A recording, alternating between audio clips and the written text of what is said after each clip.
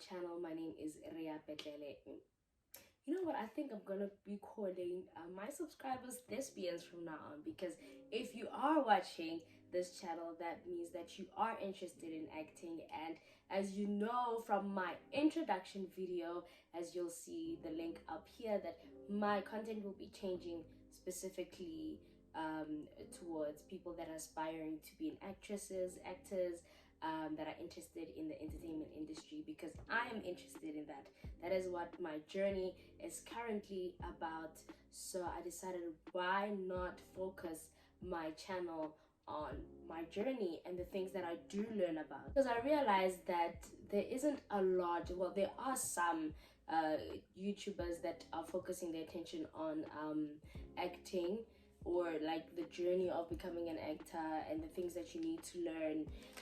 There isn't a lot, and I felt like I'm at a point in my life where I can share some of the things that I've learned.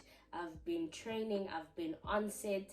I mean, I'm not famous yet, but I'm now currently involved in a couple of projects. Can't really disclose that, which is one of the things that you're gonna learn as you subscribe to this channel. If you are aspiring to be in the acting space, make sure that you do subscribe, like, or share it with somebody that you do know is interested in this field of work. So I was like, what a great way to start this new era season of my focus and where my channel is headed, with how to actually start as an actress or actor in South Africa.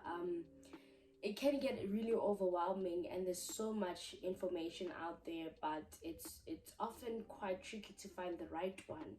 You know, you are stuck there probably with a passion, but you don't know where to start. So this episode is for you, and please remember to give it a like if it is beneficial towards you. So without any further ado, let's start. First one is, you need to have the passion. You cannot go into this thing wanting to just be famous, because it's one of those industries where there's a lot of uncertainty. You know, one day you're hot and one day you're cold, you know. So if you are going into acting for the sole purpose of just making money, then especially in South Africa,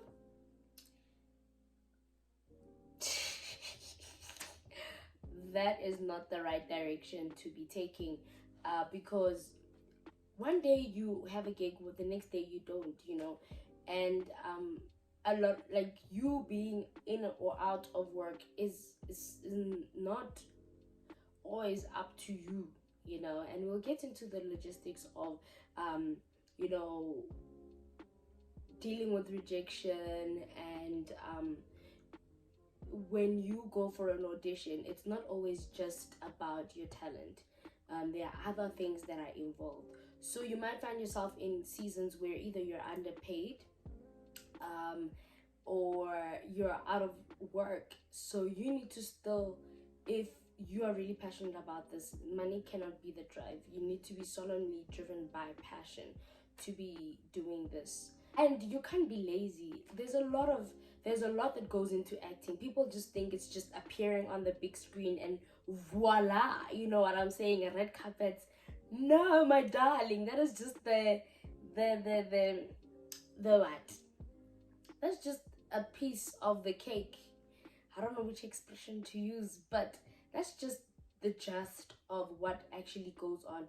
There's a lot. You have to go for training, you have to learn lines, you need to do character analysis, sometimes you need to do extensive research, you know. So there's a lot that goes in towards it. There's late nights, there's waking up, you know, at odd hours of the morning, or being on set until midnight, or whatever the case is. So you need to be driven by passion. This is not a 9 to 5, you know. So you might be expected to work irregular hours, so that you need to prepare yourself for that. So that's why I'm saying, if you are passionate about this, then like that's why I'm saying you need to first start off with passion to get into this line of work, because it's not just red carpet signing autographs. Never, darling. Okay. Number 2 on my little list is, you need to go for training.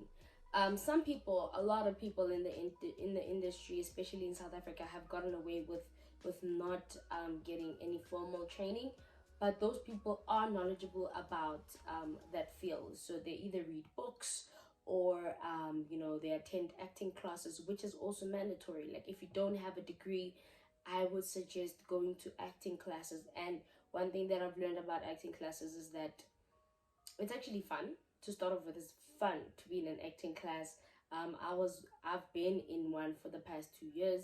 I'm currently involved, like I'm in another one now, and I like to test out different acting schools, acting techniques, because they teach you different things that you might not have learned, or because people are different things work for different people. So trying out different acting schools, acting techniques, which I'm going to get into more. Like if you want a video about different acting techniques, please make sure that you do comment in the comment section for me to highlight some of those things. With regards to training as well, I remember there was a time in my life, I think it was 3 or 4 years ago, when I wanted to join this acting agency, the acting agency back then.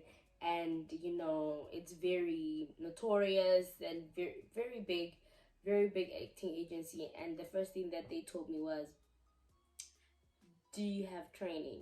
Do you have any formal education? And they don't even look at you if you don't have at least some form of formal training or experience. So make sure that you try and acquaint yourself with different acting techniques and some training, because anyone can say, oh, I'm passionate about acting, it's my thing, and then you have nothing to show for it, or nothing to show that you have been working towards something, or acquainting yourself with you know just the industry. Then they are not going to take you serious. They're going to be like, lo muntu is not serious. So make sure that you do get some form of training. There are quite a number of acting schools or acting academies, and you can even pursue a BA degree in dramatic arts from the leading universities in South Africa. Number 3 is you need to get professional headshots. I mean, if you just approach an agency saying, this is who I am, but they haven't seen who you are, because in this industry, it's all about looks. So if you don't look the part, or you don't present yourself in a great way, then obviously they're gonna be like, no. So make sure that you do invest in a proper photographer. Your cell phone won't do. You need a proper photographer who knows how to work with light, angles, accentuating your features, and just making you look your best. That's why, like, you are definitely going to need a professional headshot photographer. I will try to link some of the photographers that I've worked with in my description box, and you can check them out. It's not cheap. Anything below 1,000 for me is a little bit dodgy, but you should expect to pay more than 1,000 rand, 1,003, 1,005. Depending on where the photographer is located and stuff like that. Number 4, you need to create like a show reel or present a couple of monologues that you have done. They're not gonna know how talented you actually really are until you actually physically show them. You're gonna be just wasting your time by telling them how passionate you are. Oh, I'm passionate. This was me a couple of years ago. So if you don't have like a show reel, what a show reel is basically a video showcasing some of the work that you've done. Either you've done for TV, theater, whatever, just like a couple of videos to actually show off your talent. If you don't have actual physical experience, you can just perform a monologue, or like a dialogue or self-tape, where somebody else is reading lines and then you are reacting to those lines. So that is also important. Number 5, you are going to present your CV. Okay, so I will go into depth about CV, what needs to go into CV in my upcoming videos, but for now, just a brief of what needs to be in your CV. You need to obviously have your personal information in your CV. You need to state your experience, if you have any training that you have embarked on. You also need to have like a section of skills. And this is very important, because obviously when you're playing a role, characters have different skills, right? Whether it's playing the piano, playing the guitar, swimming, yoga, running. Listen, every skill that you have, make sure that you list it. I will do a video about CV once again, but you know, even if it's beginner, whether you know a new language, whether you know another language, whether you anything, cooking, okay, not weird things like cleaning or whatever, but like cooking, um driving, skating, riding a bike, whatever it is, make sure that you do add it onto your skills section. And you also have to add things like your eye color, your hair color, your height, your waist size, your bust size, um, your shoe size. So those are the things that you also need to incorporate in your CV. 6, once you have gathered all of that, I think you should be good enough for you to now source an agent. Don't get scammed, guys. There's so many agents out there that are promising you the world, that are promising you to make you a superstar. Whether you if you have to pay, if you get yourself at a point where you have to pay for an agent, then that's a problem. You shouldn't be paying for an agent. The most reputable agencies out there, they are ones under the PMA. There are some that are not listed under PMA that are still legit, but if I'm a first timer and you know you've got all your stuff like from number 1 to this point, right, then you should be able to get a proper agent under the PMA. And I would suggest that you apply to more than one, you know, because sometimes you go there and they have someone who looks similar to you, or they just don't like you, and that's the industry, bro. Sometimes they see your face and they be like, I don't like her nose or something. So those are some of the things that actually contribute into whether you're getting in to certain, you know, not just agencies, but like getting in, you know, being selected for a TV show or movie or whatever. So don't beat up yourself if you don't get in somewhere. Try somewhere else. Try everywhere. I promise you, 1 or 2 will accept. Number 7 is, because now when you're at a point where you've already been accepted by an agent, you're going to be getting auditions, right? Sometimes there are no auditions, sometimes there's like 10 in 1 week. So always make sure that you do have a monologue prepared, you know. Monologues are found, there was one book, or I had 2 books that I got from Amazon, Contemporary Monologues for Women or something like that. I will link it in my description box, or I'll just put a picture here. And just find a monologue, or when you're watching a television, whether it's a film or whatever, make sure that if you find something that resonates with your spirit and you feel like, when you see a monologue, write it down.